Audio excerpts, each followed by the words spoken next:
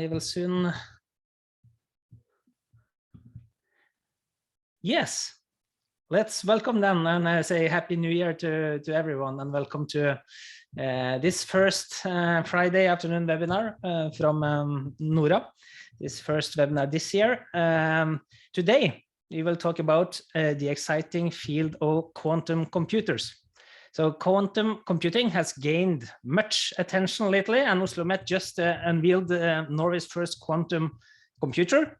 So from OsloMet, we have Pedro Lin and Sergey Denisov to present their recent activity.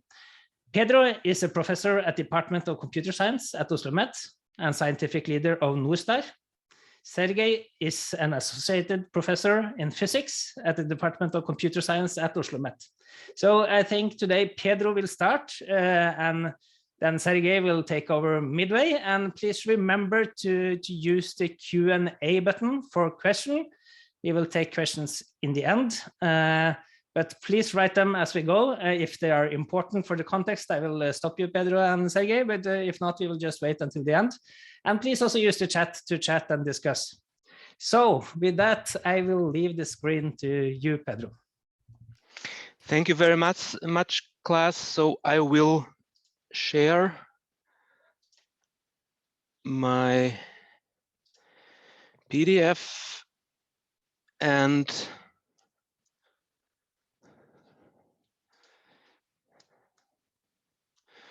okay. If it is not visible, I was instructed by class that he would then interrupt me. Thank you very much. So Happy New Year, everybody. It is a pleasure for Sergey and me to be here to present some of our ongoing activities and future activities to hopefully to start this year. I think Sergey will cover that part afterwards.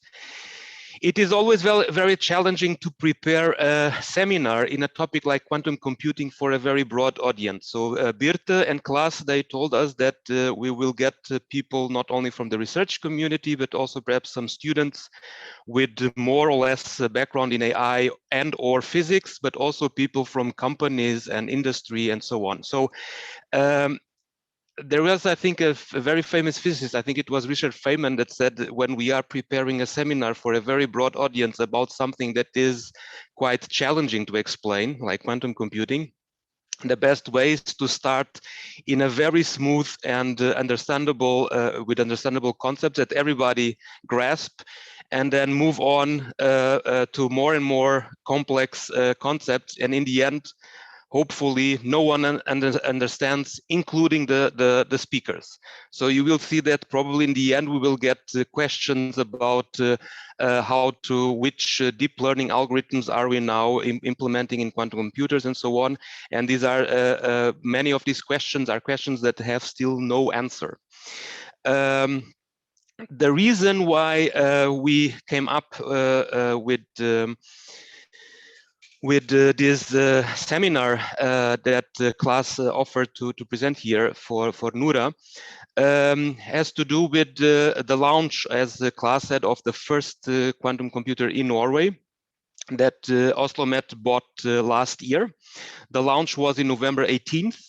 In fact, class, we have now two quantum computers. They were baptized by Sergey as Hugin and Munin, which are two brothers from, I think, a mythological Norwegian story that perhaps Sergey can tell, or we can let that for the discussion.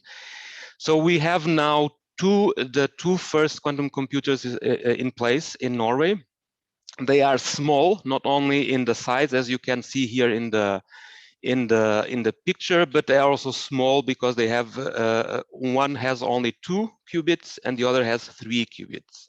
Perhaps afterwards we could discuss a bit what we could do with these quantum computers.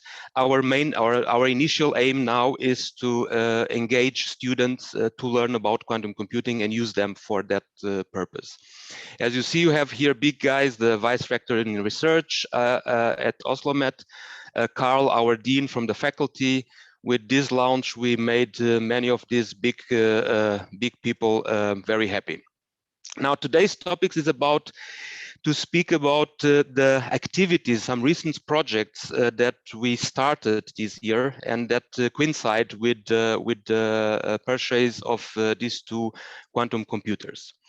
Before that, of course, we need to explain two important things. What is in fact quantum computing, and for which purpose, what is the main aim, or what is the advantage in having good quantum computers in the future.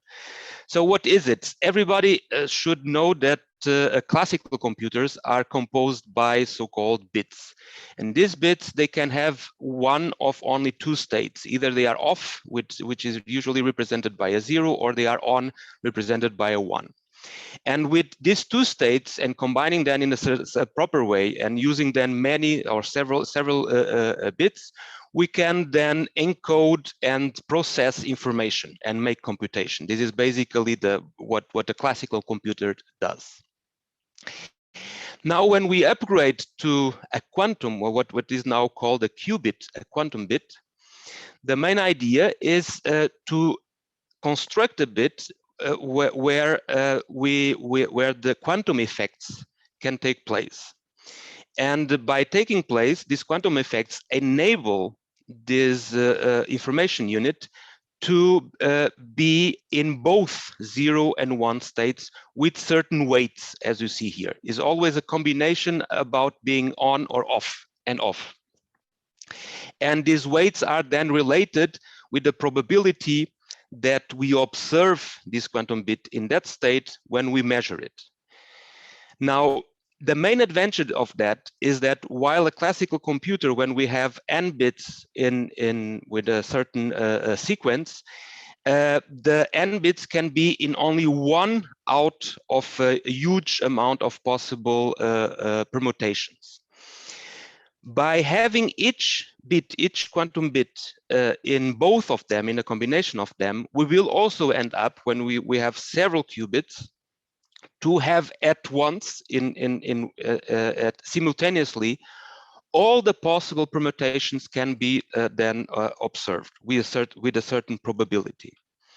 And this is what we then try to incorporate in circuits.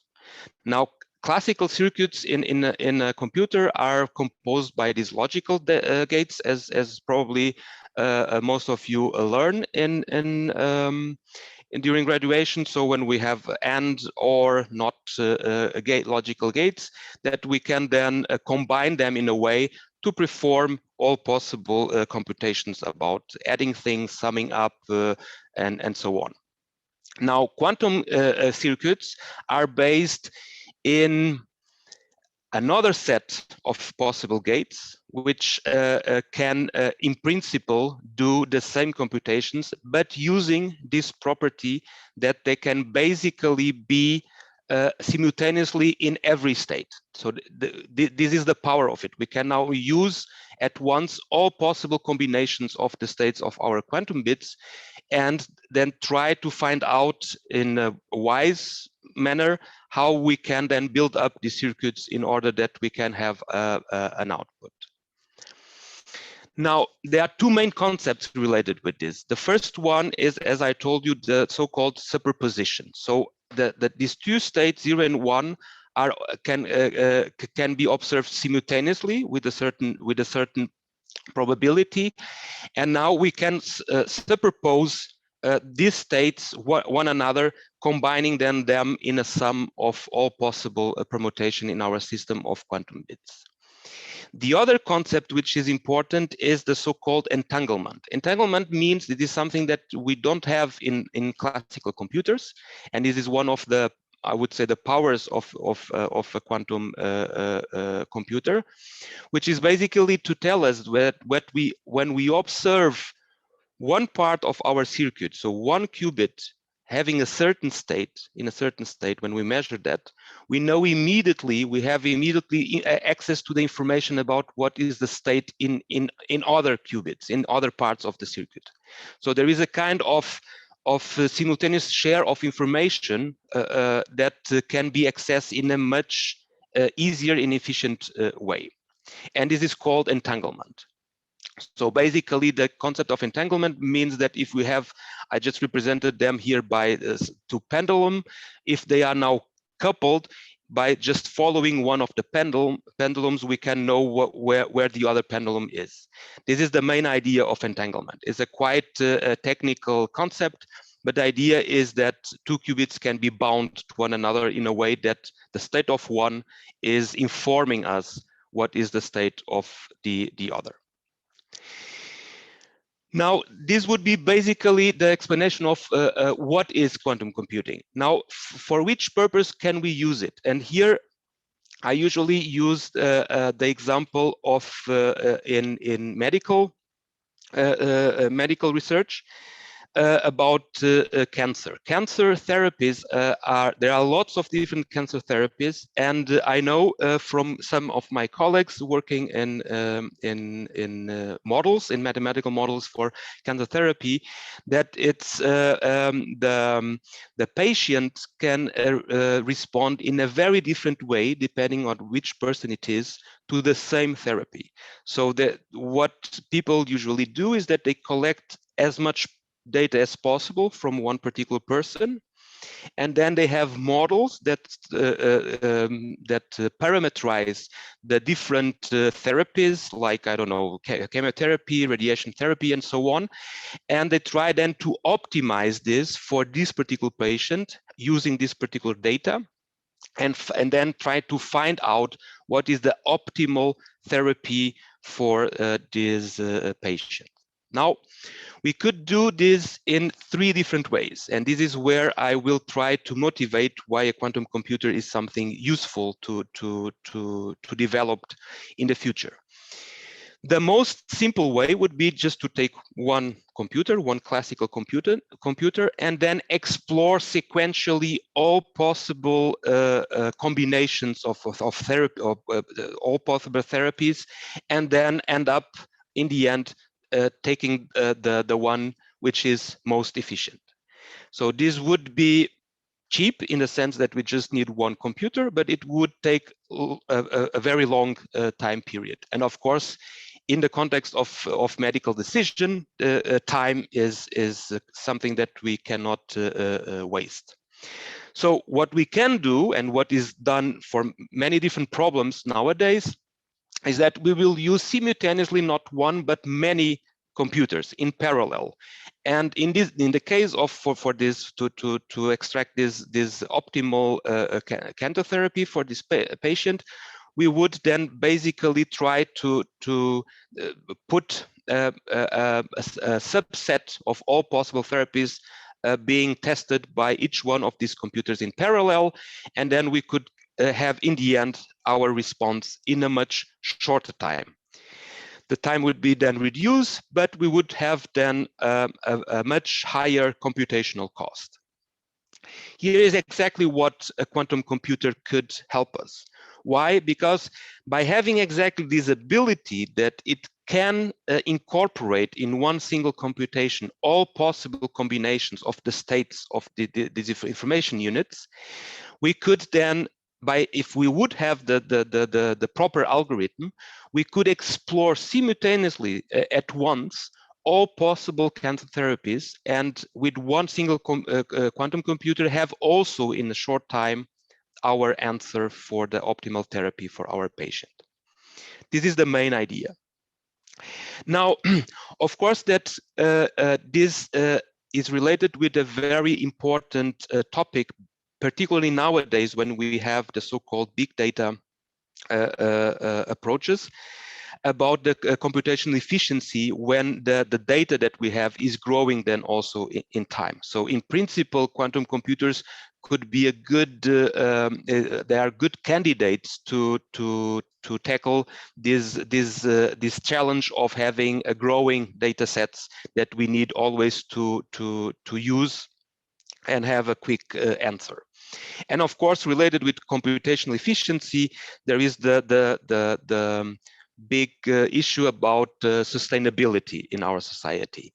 Now, here is the time where I will contextualize a little bit what we are doing in OsloMet. So quantum computing activities are within our center, as Klaas said in the beginning. So we are part of the so-called NordSTAR Research Center, and sustainability is one of our main issues. I can explain you briefly what is our aim. So basically, the sustainability is one of them, and the other is trust. And both of them to be used when we design and develop and implement AI algorithms. Now, about we can just to go very briefly. So the name of the center is Nordic Center for Sustainable and Trustworthy AI Research.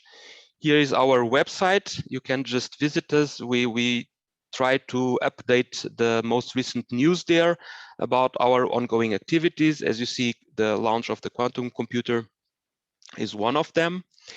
And we have then 5 different research areas. Quantum AI, which is being led by Sergey, is one of them. So these research areas were selected by us in order that we could approach in a coordinated way, in an interdisciplinary way, both these goals of having sustainable and trustworthy AI algorithms by design. When we speak about trust in AI, of course, one of the main important, most important things is to have secure data and have algorithms that are reliable in their predictions, so to say. And this is one of the core areas of NordSTAR. The other thing is that the trust, when it we trust in an algorithm, so to say, or in the output of AI algorithm, is also related with how much we understand and or can explain how this algorithm works. This is very is trivial to state, of course, but it's something that is being challenging recently, because AI algorithms are becoming more and more complex. So they are making predictions which can be very accurate, but we lose then our ability to explain how the algorithm arrives to that decision. So this is now one of the main research areas also in AI, which is called explainable AI, usually with the acronym XAI, and is also one of the core areas in our center. A third node in NordSTAR is about, in general, the way people relate or people perceive, so to say, the outcome or the algorithm itself in AI. There is sometimes the idea that AI, if we develop it enough, it will at some point then substitute humans. I do not agree with that. I think AI should always be developed in a way that should help then the society. Of course, we can then solve things in a much efficient way, but this doesn't mean that we can just put humans on the side. So how humans relate with AI algorithms is also a very important topic to explore, that intersects, in fact, fields that are usually put out from the AI territory, so to say, so in social sciences and psychology and so on. This is something that we are also now trying to develop in NordSTAR. Now, more related with the part of the sustainability, as I told you, I spoke about computational efficiency. The other thing that is important in sustainability is the energy efficiency. And we know nowadays, because of their complexity and because they use lots of data, nowadays AI algorithms, they are quite energy expensive. And there is now a field also called neuromorphic computing, which is trying to get ideas of how biological systems, intelligent biological systems, the brain is the most prototypical example, how do they operate using less energy compared to our computers. This is why we have also a node on this in NordSTAR, and finally then quantum AI, where we will today speak in more detail. This is the ongoing, the present team working in quantum related activities in NordSTAR. Some of them are working, for instance, Stefano here, he is leading the biologically inspired computational systems, and there are some ideas, some algorithms used in that from that field that we are trying to see how helpful they are to solve particular problems when building quantum algorithms and quantum circuits, particularly trying to extract the best entangled state from a set of qubits.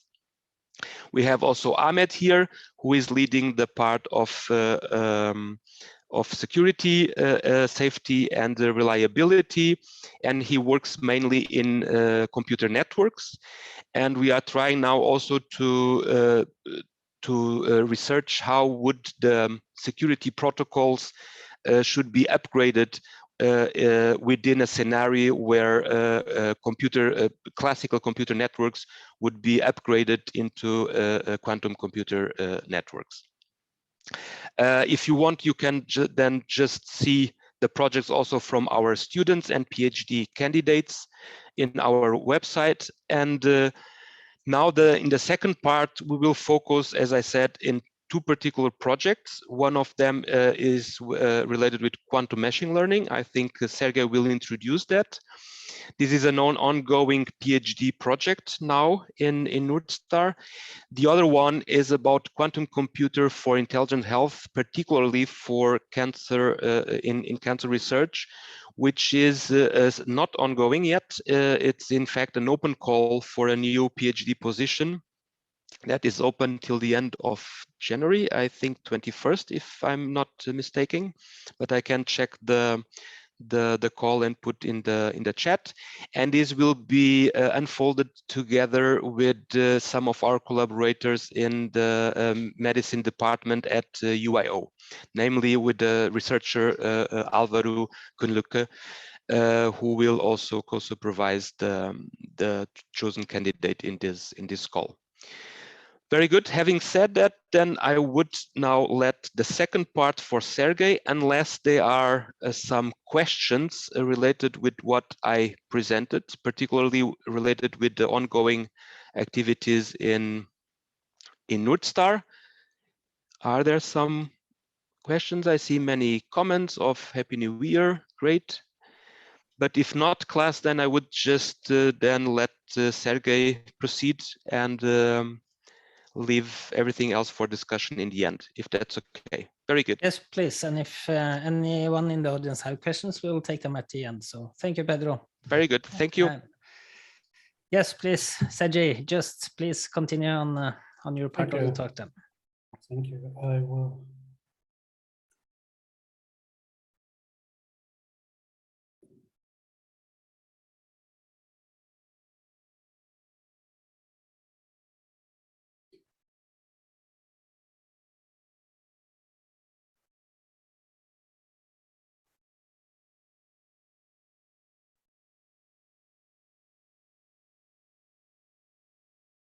So you should be able to see my screen now, and I will also use a laser pointer. Good afternoon.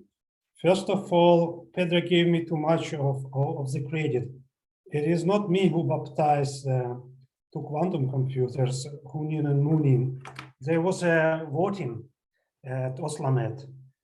In fact, my suggestion was to call the first one Fat Boy, and that was the name for the first atomic bomb, because the guy looks pretty much the same. But I was told immediately this is very bad taste and this will not do. So by now there is Hunin and Munin, two wise ravens, which fly, gather information, and bring it to Odin.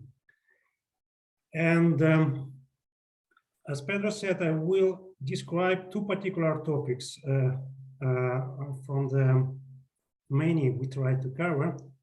And one is a part of ongoing PhD with Christian Wert. We started it last year, 5 months ago, and it's about quantum AI. Quantum AI is a very young field, even though quantum computing is not that old either. But here's a timeline taken from this book by Schultz and Petruccione, Supervised Learning with Quantum Computers. I think currently this is the only textbook on quantum AI. And it started according to this timeline in 2009, when Hero, Hasidim, and Settloid proposed a quantum algorithm to solve just a system of linear, not even differential equations. And then it was a boom, really. And currently, I think we are somewhere here, still on the rise. And it's a very creative stage when people are happy, you know, to design new algorithm. And it is like an avalanche of ideas and modification. So there's not much critical thinking, I would say. There's not much evaluation, but it's natural for any field. And the interface between quantum computing and AI is can be represented again by using the map taken from the book by Schultz and Petruccione. And it's a nice map because it has a lot of sense. The interface is divided in 4 parts, depending on the type of algorithm used and the type of a data set used to describe with this or to analyze with the corresponding algorithm. So CC, it's mean classical machine learning, we are all familiar with. There is nothing basically quantum. QC, it is quantum enhanced machine learning. So people try to build into existing or design new AI schemes based on quantum phenomena and effects. CQ is a classical machine learning which is used for quantum computing to design new quantum circuits, to analyze them, to model complex quantum systems, to model quantum states, multi-qubit quantum states. And this is actually the field I will address.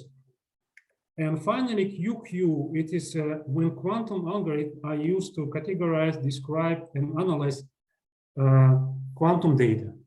I think this is the youngest field. It didn't even enter the creative stage because there are a lot of open questions, but people are very excited about this. But as I said, I will address this CQ, classical machine learning, which can do something for quantum computing. And what is shown here, I tried to sketch a system of these minimal building blocks of any quantum computer qubits, which Pedro described in his part. 41 of them, they're wired together in a quantum way so they can talk to each other, and all together they are in some state. And this state we can change, we can control, we can modify, and we can model, most important. So 41 qubit, is it a lot or it's too little? So here, this is a commercial machine, which is sold by a French company, Atos. And it's a box, basically. The price I do not know, but I have a complete information about memory size. It must be larger than 36 terabytes for a reason which is obvious to me, and I hope I will convince you as well in a few minutes. I was told by Pedro that I should not overload the presentation with math and physics because it will bore you. So if it's the case, please ignore it, okay? Otherwise, try to enjoy it, but I will explain everything. It is written in the specification of this machine that it is able to simulate up to 41 qubits. And this mere specification for me is enough to conclude that there must be at least 36 terabytes of memory, which is a lot. So basically, this box, it's a memory plate stuck inside in a very dense manner. So if I would like just to add a single qubit, what would happen? Instead of 41, I will have 42. It will double a memory space immediately. So if I want to model the system of 42 qubits, I need two of those machines, which in addition, I should wire in a very non-trivial way. And I think most of you are familiar with this. This is a famous thing which is not purely quantum. It's a curse of dimensionality. It is an exponential growth of the length of the description of a system when the system itself consists of some parts or some constituents which we increase gradually. So like with qubits, we add one, it doubles. We add another one, it doubles the description. So to describe a single qubit, the state of it, we need just two complex numbers. It's almost nothing, of course. If we have two qubits, we need four complex numbers. If we have n qubits, we have 2 power n complex numbers, which are called complex amplitude. They need to specify in any arbitrary state of the system of n qubits, which can be in, for example, in such a complex state as Pedro described as superposition. And there is nothing to do. So if we want to specify a state, we should provide this 2 power n complex amplitudes. And the story of computational quantum physics and quantum computing, it's a fight. It's a story of a fight with this curse of dimensionality. People try to somehow get beyond the strict limits, strict borders set by this curse. So they say, okay, so maybe we can do something. Maybe we can somehow make this description more compact. But again, if it's an arbitrary state of a system of 1 qubits, there is nothing to do but to specify 2 power n complex amplitudes, 2 power n complex number. It is independent of the interface. It is independent of the software. It's just about memory. So it's easy to prove, as I said, and for small analysis for 31 solid qubits tells you immediately that at least there must be 36 terabytes of memory.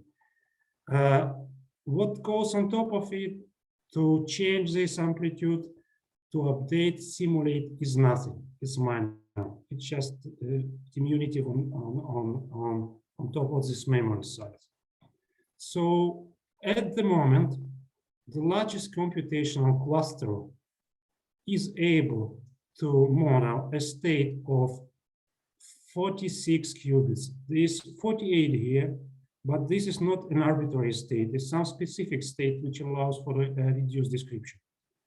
So if we want to have 47, we should double the cluster. So there is no way to go. So it is always, as I said, people try somehow approximate, make some assumption and use them to compactify the description. For example, these amplitudes, which in fact are high-dimensional tensors, very naive approach is just to factorize this tensor as a product of scalars, but this leaves you with nothing quantum, just product state, they're classical. Ignores this, please, if it bores you, but otherwise it's a famous way, and it's a whole industry in computational math and AI. It's an approximation of high-dimensional tensors with low-dimensional tensors. In quantum area, it's called matrix product states. In applied math, it's called tensor trains. People use it. It was a big hype 10 years ago. And they realized again that this is just an approximation. And most interesting quantum state cannot be captured with these matrix product states. So what happened then? in 2017, Carlea and Troyer, they propose a new idea of neural network states. They say we can use classical AI solutions and they will represent quantum state in a sense that they will generate these complex amplitudes. So it's like an oracle. So I would like to know an amplitude of a certain state which contributes to superposition. I ask my network and it spits me the complex number. So it's either complex network or you have two networks for real and imaginary part. That turned to be a grand idea because first of all, it covers all the previous approximation. So it is generalization. And on top, it gives you something new. You can grasp more states. Then I think the next step was by Aspuro and Guzek and his team. They introduced a different approach, but the paradigm, the idea is the same. You have your network. It's like an oracle, like a black box. You ask it about amplitude and it gives you amplitude. And it is a big deal because I said by using these neural networks, we can capture much more states now that, for example, was possible to capture with product classical states. If this sphere is supposed to represent the volume of all possible states of n qubits, classical states is just a minor subset, it's a dot. So if we try to use the standard-based states, we can get more, but not much. Still, most of the states we cannot reach with the standard-based states. And these neural network states, they again allow us to penetrate in this volume of quantum state. But of course, obviously, they cannot provide us all states because most of them are exponentially complex and they do not allow for compactification. So what happening now when having all the schemes, people play a lot with them, with 3 qubits, with 5 qubits, with 6 qubits by using classical computers.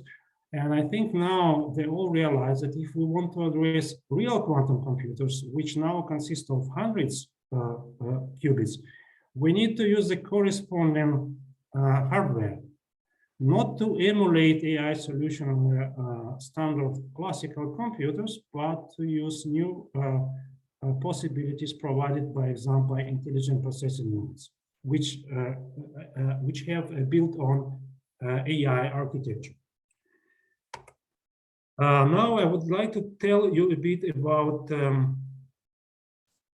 quantum computing in the context of personalized cancer treatment, but in fact, in the call for this PhD position, we use this title. I think for political reason, because it's otherwise it's too, how to say, it's too new. It's can repel young PhDs. Indeed, personalized cancer treatment, as we discussed with our colleagues from UL, can be represented as a complex optimization problem. So, and in a hand-waving way, it can be described as following. We have a patient and she needs a treatment. And the treatment needs to be updated and better on a daily basis. And it should be dependent on the reaction of a patient to the treatment. So it is not about optimization of some function and finding a global minima or local minima. It is about optimization of something ongoing, of some or optimization of a process, which is a treatment. How to administer a new drugs, a new radiotherapy, and it should be based on the reaction to the previous drugs and the previous dose, etc. So what turned out, and here I refer to a recent popular piece of our colleagues from After Boston 2 years ago, where they discuss this issue, that in fact, there is a solution, there is an optimal solution for any patient. But to find this solution, it's like to find a needle in a haystack. It's too complex a problem. It can be solved, but if it modeled on a reasonable level of complexity, one round of optimization may take a week, several weeks, and it's too slow because it should be done on a time scale of a day. Of course, it cannot, what is written here, it's not optimal in the sense that it can extend the life of a patient forever. No human being can live forever, but it can substantially increase the lifetime, which is very important. So this is our motivation. We are very much inspired by the following question: can we quantize this problem, even in a toy level, make it quantum, and then to find a way to solve it on a quantum computer and to prove that it can be done faster? And here I would like to refer, there's a nice context for it, which I found relatively recently. I read a book about this. It's a story of weather forecast technology. In fact, the mathematical apparatus for the very, so this weather forecast was ready by early 20s of the last century by Richardson. He published a book about weather prediction by numerical process. So there was basic equation there. So then he estimated that to calculate weather on a daily basis for the Earth, one would need 64,000 human computers. They have only humans. Richardson was a prophet, so to say, and he was a visionary.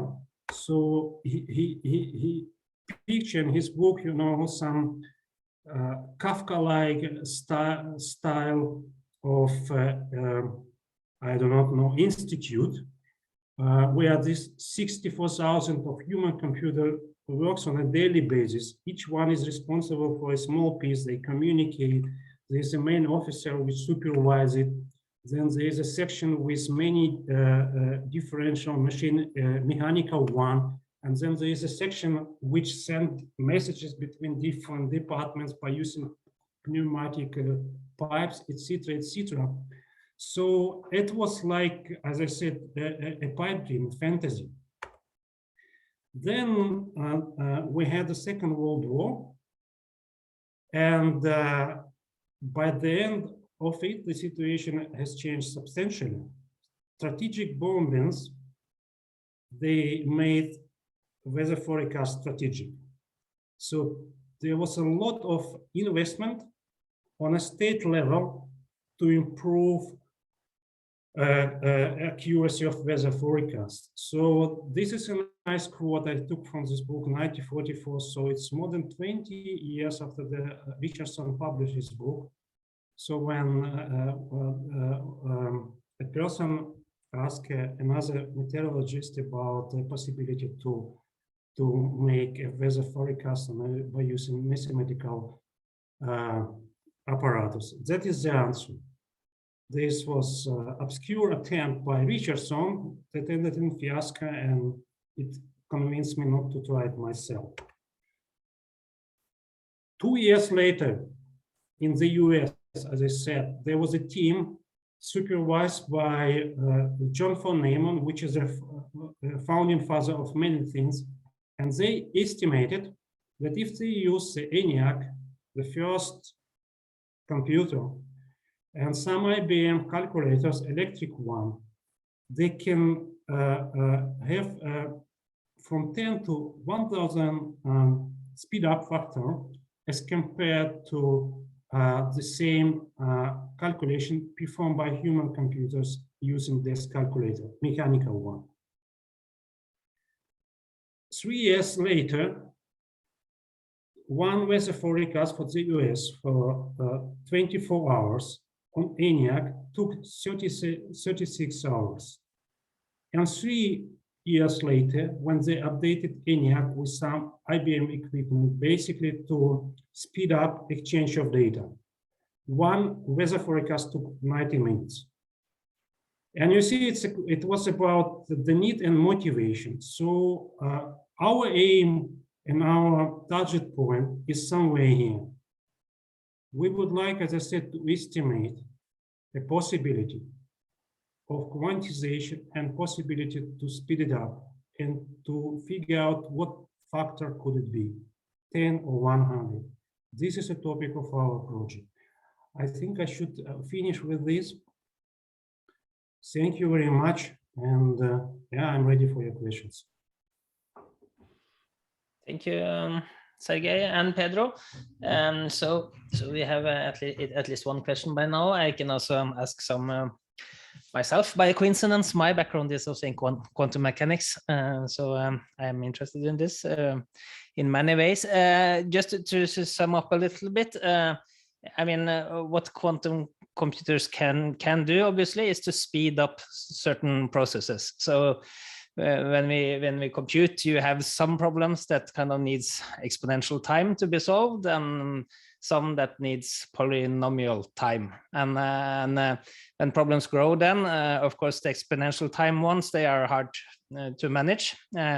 And for some of those problems, quantum computing can kind of get exponential time down to polynomial time.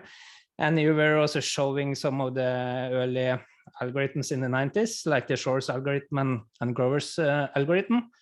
The Shor is about prime numbers, and Grover is some kind of finding a box with something in many boxes. And those are then showed to kind of do this, to be able to transfer things that takes really a long time, like exponential time, down to polynomial time.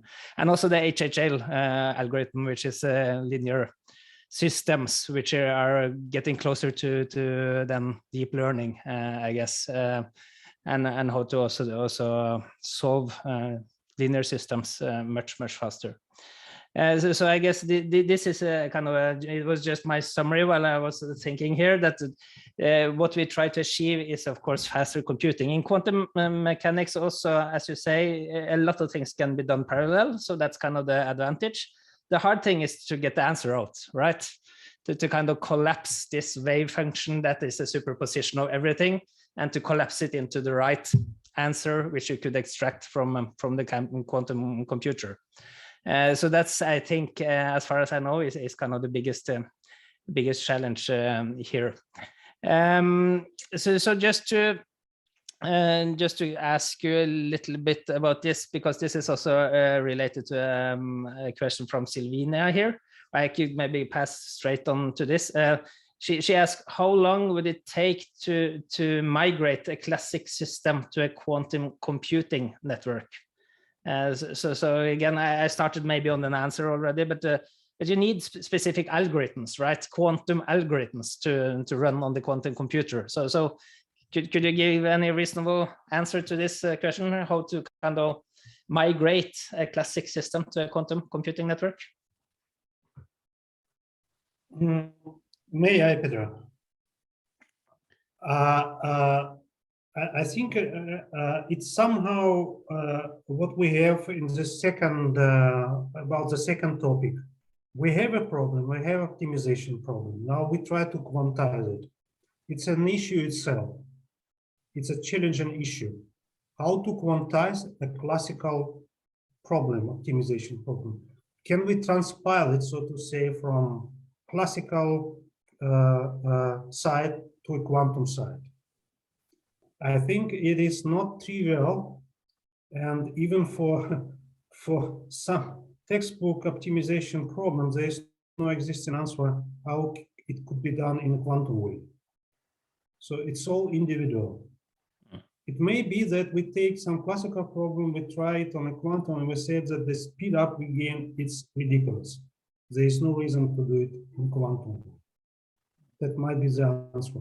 So it's not a snake oil. It's not a cure which will solve everything and speed up any algorithm. Yep. It's an art to some extent. Yeah, so I guess that's the answer, Silvina. It cannot kind of do miracles. We have we have some algorithms now, quantum algorithms, that are proven to be much faster in principle. It's still hard also in practice. That's another question.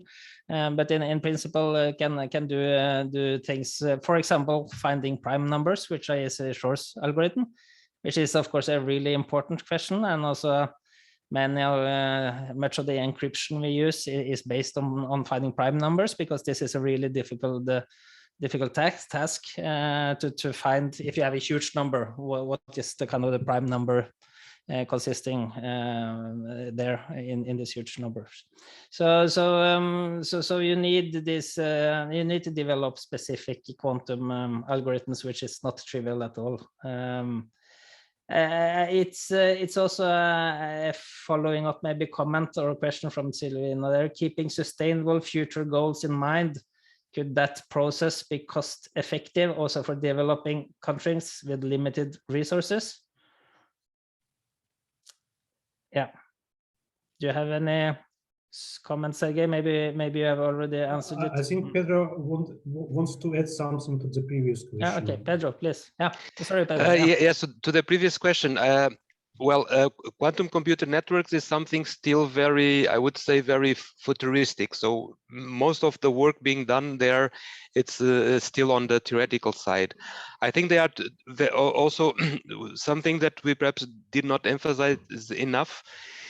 There is still in quantum computing, of course, a huge technological challenge, which has to do with the so-called decoherence that is related with quantum computers, because since the information units, the qubits, they use these quantum effects, they are also very sensitive to everything that happens around it.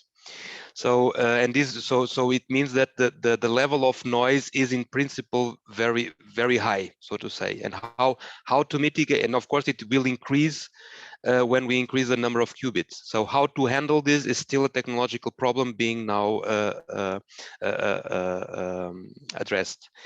The other thing has to do with the algorithms, as Klaas was saying. So to build up quantum algorithms, particularly that can encode these entangled states of the different qubits, which is what enables us also to speed up our computation, is a kind of, I would not call it art, but it's something that there is no recipe for it. It's not as linear as when we build up a classical algorithm.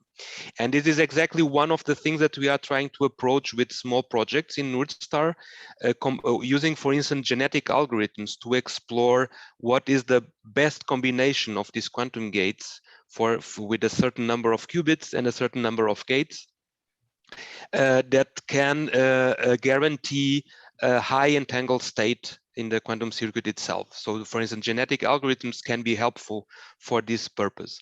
So they are these two still technological on the side of hardware, and on the side of the software, how to build up quantum computers. There are already challenges in both sides.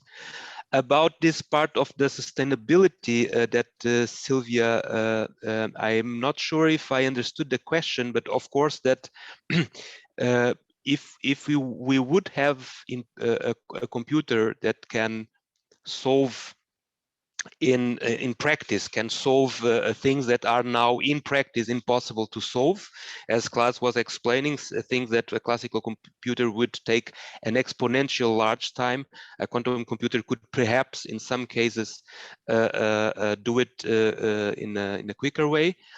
Then this can open always the door then to solve problems related with other things, and spread this out then for countries that need also the use of a computer, as we did with classical computers, of course.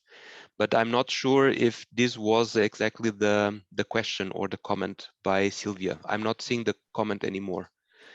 But I guess her question was I mean, good in the sense, and then the answer is also, if you could do if you could solve problems using quantum computers, yes, it would be more energy efficient in general, right? So the hard thing is to find those problems that could actually have a quantum computing solving the problems. So you have some famous algorithms now, which was mentioned, which could be used, and it's still hard to use them because of the practical issues, like you mentioned decoherence. I mean, when you have a quantum state, then everything happens simultaneously in principle. And if you have an interaction with something or a measurement, then things collapse into one thing. And noise also could make kind of the quantum coherence go away then. So noise is hard to handle, I guess. There were one question from Christopher about books. I don't know which one you recognize here, but Christopher, but please, everyone, if you have some recommendation for books, write it in the chat maybe. I put it in the chat, the book mentioned by Sergey's part from, in fact, I have it here. If this is so machine learning with quantum computers. And I put it, I just found some site that is selling the books that you can access there. For sure, Amazon also have it. There is another one about unsupervised learning, also with, I think, from the same authors. But this, I would say, it's a very good starting book, even for those that do not have a very strong background in machine learning, because it introduces what is the important things to know from quantum physics, from machine learning, in order to learn quantum machine learning. Yeah. Yes, and Christopher, he recognized the singularity is nearby Ray Kurzweil in my bookshelf. That might be right. Yes, absolutely. Let's spend a couple of minutes before we end here, because we're soon approaching 3 o'clock. But you have these 2 quantum computers now, one with 2 qubits and one with 3, and I guess you have some experiments going on, and maybe also, I guess, educational programs or education around it. So what do you actually do now at OsloMet? How can for example, students, how could they involve? Do you have courses in quantum computing now? And how do you access your quantum computers? Is that also possible for students or researchers? That one is for Sergey, of course. Thank you for this question, Klaus. You touch a point on which I can, reflect for hours. We have a course on quantum computing, which we are very proud of. It's for IT students. By design, it's a course which doesn't demand any background in physics at all. And we thought it could be a direct way to the realm of quantum computing for them. They can jump with their existing expertise into quantum computing, which is not conventional. It's also kind of an experiment. It went extremely well. We started this semester, and we had several projects for this course, and then several people also decided to do master projects on quantum computing. And 2 of them will be performed on this, the first machine we acquired on Hunin, I think, with 2 qubits. And I think it's really hard to underestimate potential and appeal of this machine. When students know that they can approach a real quantum computer, and they can do something with their own hands, I mean, you cannot underestimate this. This is an important part of our course. It's an educational platform. Exactly. And as you say, this is very interesting also with the field. I mean, it's you don't at all have to be a physicist to do this. It's a lot about algorithms, and mathematicians. I mean, mathematics, logic, and so on. So you could have a lot of different backgrounds coming into the field of quantum computing. By that, I think we will just say. Have a good weekend. It's 3 o'clock now, so I just want to thank you, Sergey and Pedro, for a very nice presentation and discussion afterwards. And I see that someone also have received some tips on books, and that's excellent. So please know everyone here, and you know who to contact also if you have questions about quantum computing at OsloMet. Thank you, Sergey and Pedro. Thank you. Go Helg. Go Helg.